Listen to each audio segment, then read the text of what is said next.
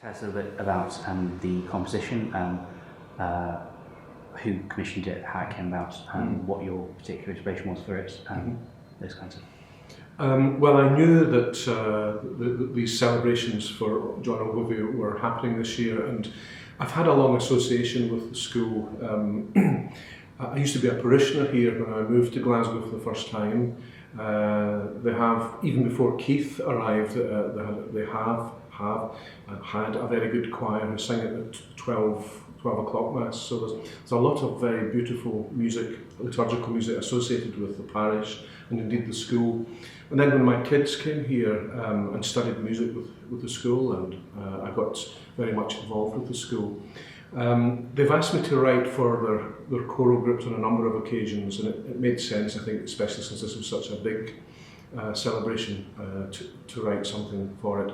So they asked me about texts, whether I wanted to write for the Vespers or for the Mass itself, and we eventually settled on a text very much associated with the Eucharist, setting of the Ave Verum Corpus. And I know it's been a huge undertaking for the school to put all this weekend together, but to commission a new piece as well, a step into the unknown. I suppose you don't know what kind of music you're going to get. You've had children at the school. Can you perhaps say something about your experiences of Jesuit education and being a parent here, and perhaps something of your own children's experience at the school?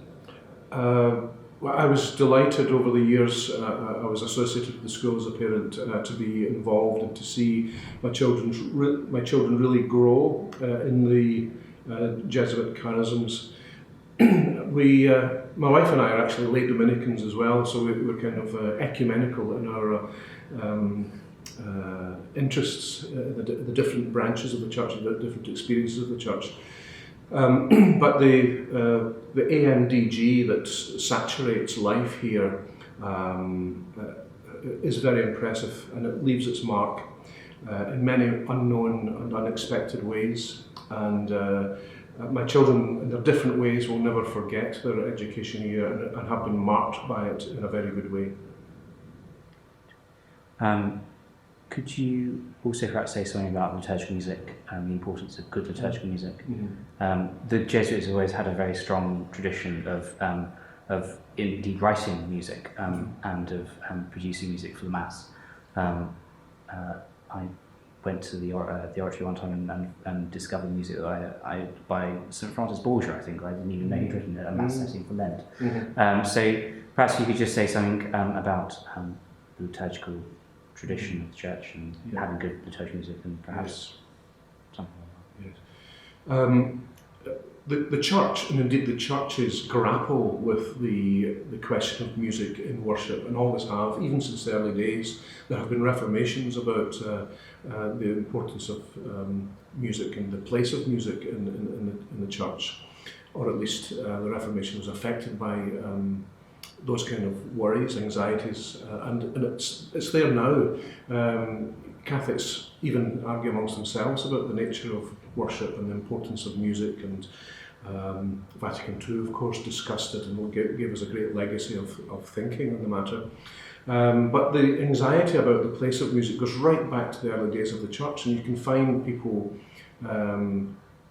exploring the issues, as it were, even in the first few centuries of the Church. So it is a central aspect of what it means to be a worshipping church, and it takes an awful lot of thought, and sometimes we get it wrong, sometimes we get it wonderfully and beautifully right. And we must never forget to think that at the core of not just musical heritage, but liturgical and spiritual heritage is this great treasury of sacred music, and in particular the chant. And that the chant is the kind of DNA of so much else that has come out of not just the church's music, but it's the chant that attracts composers back. There's an amazing interest in Gregorian chant amongst composers who are not necessarily Christians or Catholics. I think it's important in the wake of Vatican II that we never lose sight of that. We can now sing the chant in the vernacular if we want. In a sense, our Protestant brethren have been showing us how to do that for centuries. So we can do that. We can also maintain the beauties of the ancient church languages of Latin and Greek.